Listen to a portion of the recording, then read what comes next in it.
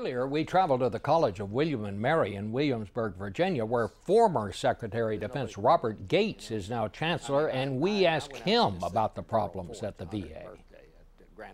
If there's one bureaucracy in Washington that's more intractable than the Department of Defense, it's VA. And, you know, I give a lot of credit to Rick Shinseki. I think Secretary Shinseki has all the will in the world to do the right thing by veterans. He's totally committed, but he sits astride a very tough bureaucracy. The administration has protected the VA in terms of budgets and so on. I think my own view is that the problem is below the Secretary, and I think it's really important for him to delve into this, and then if there are real problems, then to hold people accountable. I mean, I think it's fine to have these congressional investigations, and certainly this deserves one, but it seems to me the priority should be some kind of a crash program to make sure these people that were supposed to be on these lists for treatment get treatment immediately. I mean, for them, it's not a bureaucratic problem, it's a life or death problem, it seems to me. Is that possible? Can't they do that? Yes, they can do that, and I think that that's why it really needs to be handled on an urgent basis within the executive branch. We can't wait for a congressional investigation and findings and so on. This needs immediate action, and I'm hopeful that Secretary Shinseki will take that action. And then, as I said, hold people accountable. John Boehner said he didn't think it was Shinseki's fault. He thought it was just systemic. And that seems to be what you're saying here.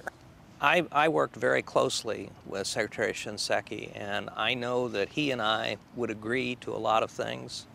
And unless he personally bird-dogged it, it was very tough for those things to get done in VA. I had my own problems in the Department of Defense, but I know it was a challenge for him and, frankly, for his predecessors. Mr. Secretary, we have this awful situation involving these missing Nigerian children.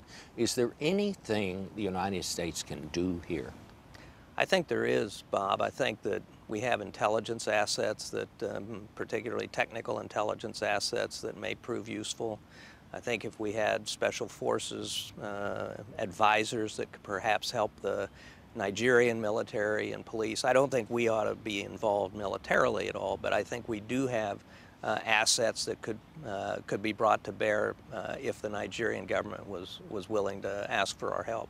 I want to ask you about this situation in Ukraine. You have dealt with Vladimir Putin for a long time in various capacities in the United States government. What's he trying to do here? I think the key to understanding Putin is the past. Vladimir Putin is all about lost empire, lost glory, lost power. When he said that the collapse of the Soviet Union was the greatest geostrategic, geopolitical catastrophe of the 20th century, he meant it. He moved into the Crimea after his pro-Russian president of Ukraine was overthrown. He did not want to risk losing that naval base or Russia's only warm water port in Crimea. So he was going to take it over, and frankly, that's, as far as I'm concerned, that's a done deal. There's nothing we can do to change that situation. What he wants to accomplish in eastern Ukraine, I'm not sure he knows at this point, other than in the long-term objective of protecting the Russians and making sure that Ukraine ultimately leans back toward Russia. I don't think he'll rest until there's a pro-Russian government in Kiev or a federated Ukraine where the eastern part of the country, for all practical purposes, looks to Russia.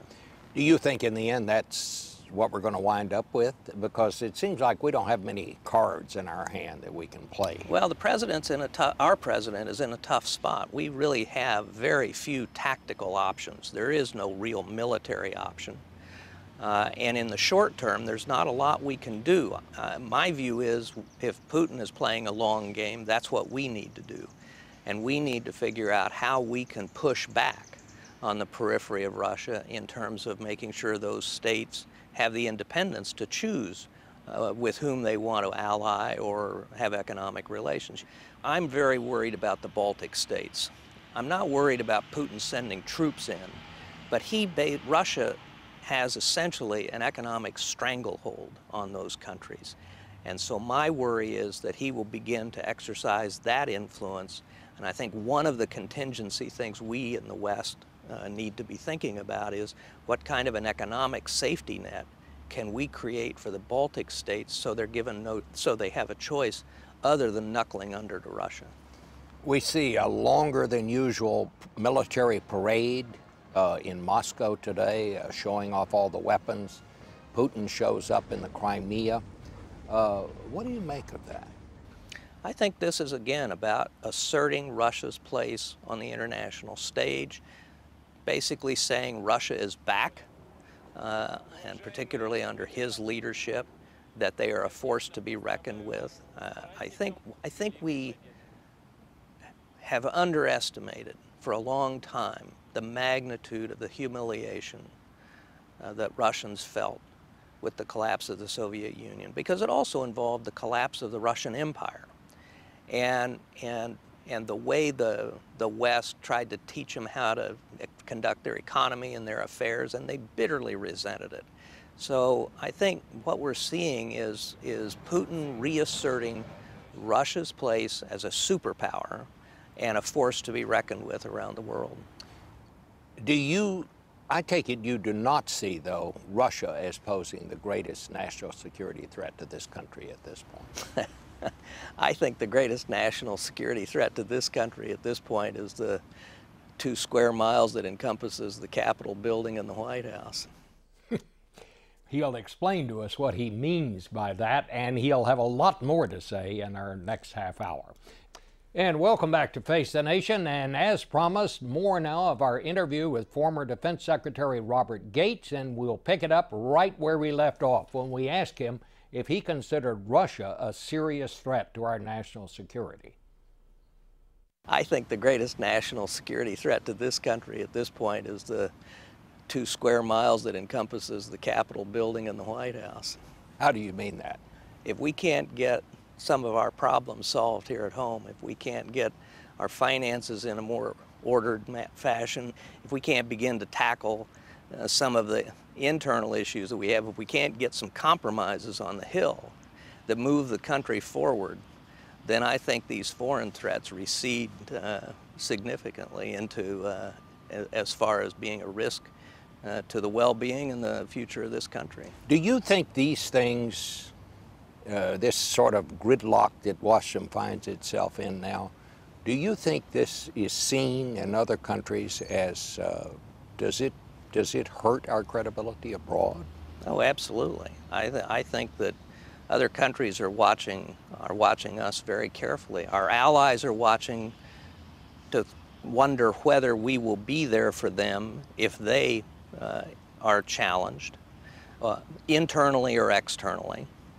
Other countries, whether it's Russia or China or Iran or North Korea, are looking to see if what they perceive as our withdrawal from international leadership presents them opportunities down the road that they can take advantage of. So I absolutely believe that other countries are watching this. You know, getting out, withdrawing from wars that don't end in clear-cut victories is a tricky business. And to avoid the impression that you're withdrawing from global responsibility. Nixon and Kissinger, I think, don't get the credit they deserve for diverting attention from our loss in Vietnam by their initiatives with the Soviet Union and China in the early 1970s, which sent the message to the rest of the world, we may have had this problem in Vietnam, but the United States is still going to be the preeminent superpower in this world, and we're still going to be in the catbird seat when it comes to dealing with the major powers.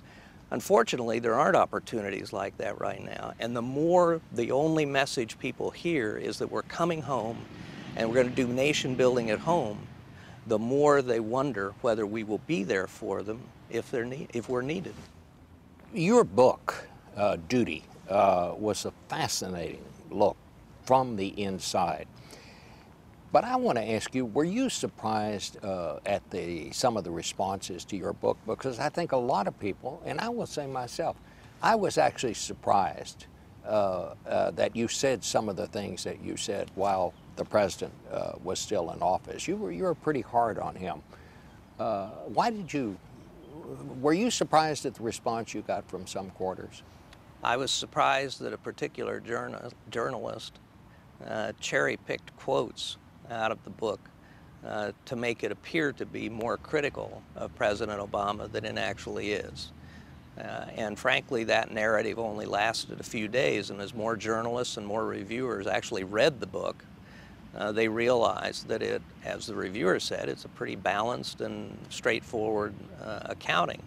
I think that I'm very fair toward both President Bush and President Obama, and give them a lot of credit for a lot of things. And you know, one of the conclusions of the book is that I saw them both take decisions that were against their political interests, but in the best interest of the United States, and for that they had my highest respect. You were advisor to how many presidents, and how many administrations were? Well, I worked for 8 presidents. I worked closely probably with 4, maybe 5. Do you feel that President Obama made the best use of you that he could? Actually, I think I did. I think he did. I think we had a very good relationship. We were very candid with one another. I met privately with him a great deal. I supported virtually every decision he made for the first 2 years I was secretary. I began to disagree with some of the decisions in early 2011. I didn't agree with the way we handled President Mubarak in Egypt. I didn't agree with intervening in Libya. And we began to have some differences over the defense budget. But he always treated me well and with a great deal of courtesy. He was probably more patient with me sometimes than I deserved. But I think we had a very productive, good relationship. And you know, I joked with people, sometimes people write Washington memoirs to say if they'd only done what I recommended. Mm-hmm. The truth is, a lot of the time, he did do what I recommended. So I felt pretty good about it. Talk a little bit about Syria. I mean, it's become just this humanitarian and strategic disaster. 150,000 dead, 11,000 children dead, 3 million refugees. 3 years ago, President Obama called on Assad to go, but he's still there. Is he winning? Yes. I think that it'll be hard for him to reassume control over the entirety of Syria. But if winning means remaining as president of Syria, I think he is winning. I think, you know, in all honesty, having just said some very positive things, I think that this is one of the sad stories of the president's foreign policy.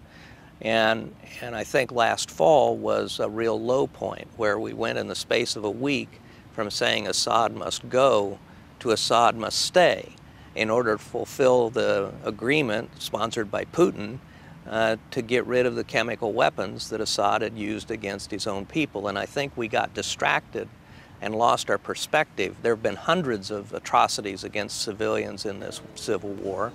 1,400 were killed in that chemical attack, but as you say, 150,000 were killed by conventional means, and we got distracted from the 150,000 for the 1,400. And I think that it has, and the Geneva negotiations have collapsed. I think there was a chance for the administration to do something that, and others in the region, to do something early on in the civil war. I think Assad was back on his heels, and a significant amount of assistance at that time might have made a big difference. Now I think it's very difficult. Can we live with what's happening there? I mean, what do we do now? I think we may have to. We may have to. And you don't see very much changing there, right? Well, I certainly don't see a diplomatic solution. I want to ask you about China. There are increasing signs they're becoming even more aggressive. In the last couple of days, we hear about the Chinese trying to put an oil rig in that area claimed by both Vietnam and China in the South China Sea. I'm told they sent 80 ships to patrol the area, and according to the Vietnamese, they rammed a couple of Vietnamese vessels. Where does this go? I think that what we're seeing is a manifestation of what we were talking about earlier, and that is if there is a perception that the U.S. is withdrawing back home, then other countries are going to look for opportunities to advance old nationalist ambitions or satisfy revanchist claims.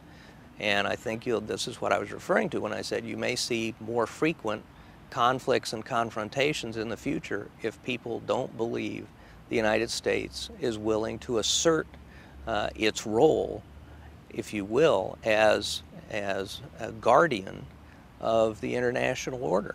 You know, a lot of people don't like to hear that, but it's a role we've played for decades. It doesn't necessarily mean getting ourselves involved in conflict all the time, but it does mean a presence, and it means that people know that when we say we will do something, we will do it. Have you ever thought of running for president? Absolutely not. 2 words, instant divorce.